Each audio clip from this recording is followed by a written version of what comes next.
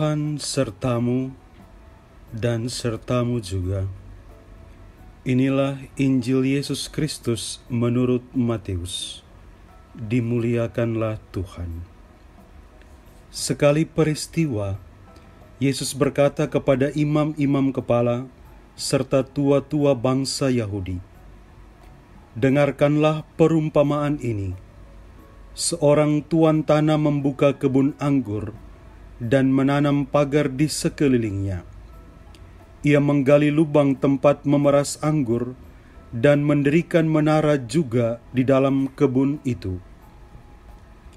Kemudian ia menyewakan kebun itu kepada penggarap-penggarap, lalu berangkat ke negeri lain.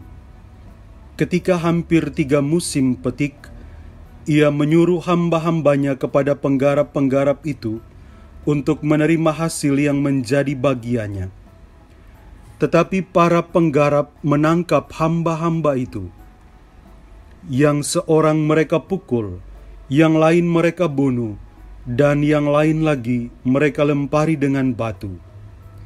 Kemudian tuan itu menyuruh pula hamba-hamba yang lain lebih banyak daripada yang semula.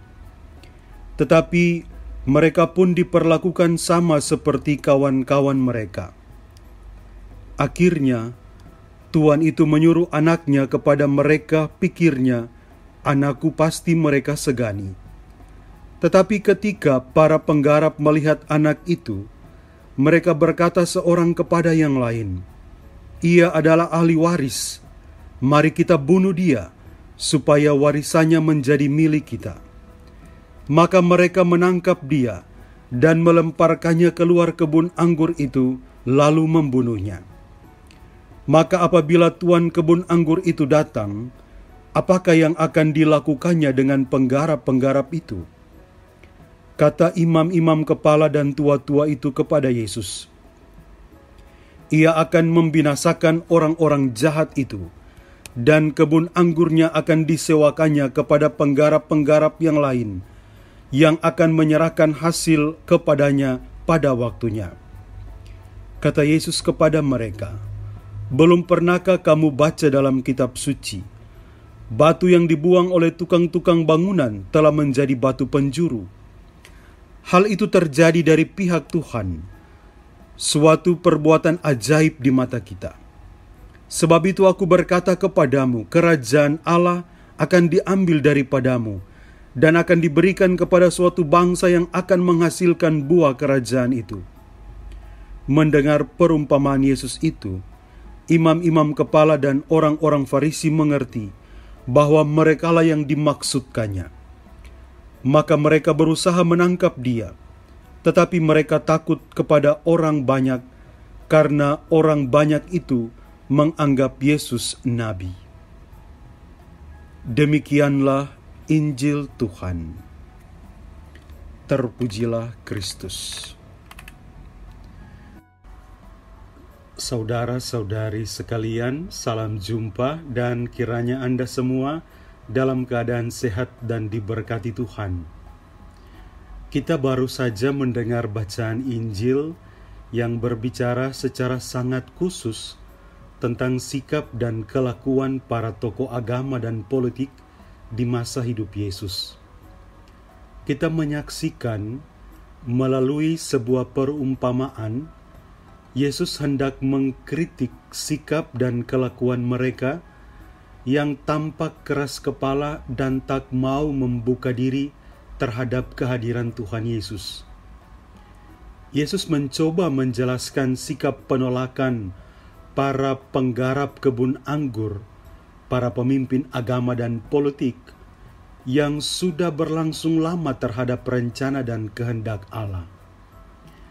Bahwa sebenarnya Allah itu sudah mengirim utusannya berulang-ulang kali ke kebun anggur atau ke tengah-tengah hidup bangsa Israel.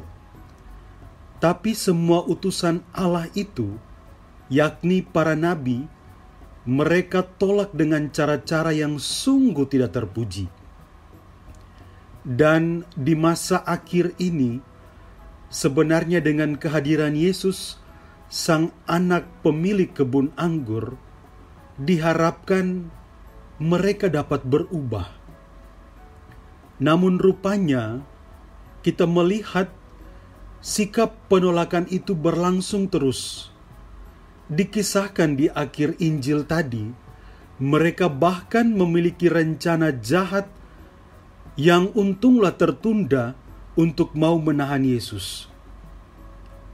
Saudara-saudariku yang terkasih, dari kisah perumpamaan ini sebenarnya kita dapat melihat bahwa di sana ada sebuah gerakan pertobatan, sebuah gerakan perubahan hidup yang diminta dari kita.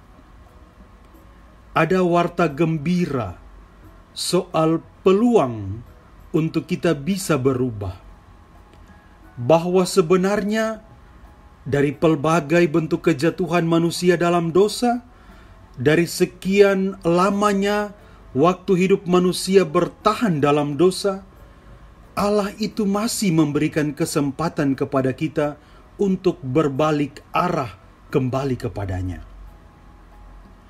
Harapan akan perubahan keadaan hidup berbalik arah dari para pemimpin agama dan politik yang kita temukan dalam bacaan Injil tadi, karena itu menjadi juga sebenarnya representasi akan harapan dari perubahan perilaku dan kelakuan hidup kita manusia yang tak mau dekat dan menyatu dengan rencana dan kehendak Allah.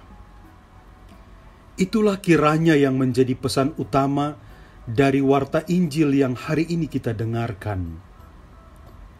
Karena itu, saudara-saudariku yang terkasih, masa tobat, masa prapaskah ini merupakan kesempatan berahmat bagi kita semua, supaya dapat kembali kepada Allah dengan cara menerima Tuhan Yesus. Bukan lagi menolaknya, bahkan menjauhkannya dari hidup banyak orang yang kita kenal, yang kita jumpai, atau bahkan yang kita layani. Dengan mau berbalik dan menerima, kita pasti akan dituntun dalam kemuliaan kebangkitan Tuhan. Saudara-saudari, Tuhan Yesus memberkati kita semua.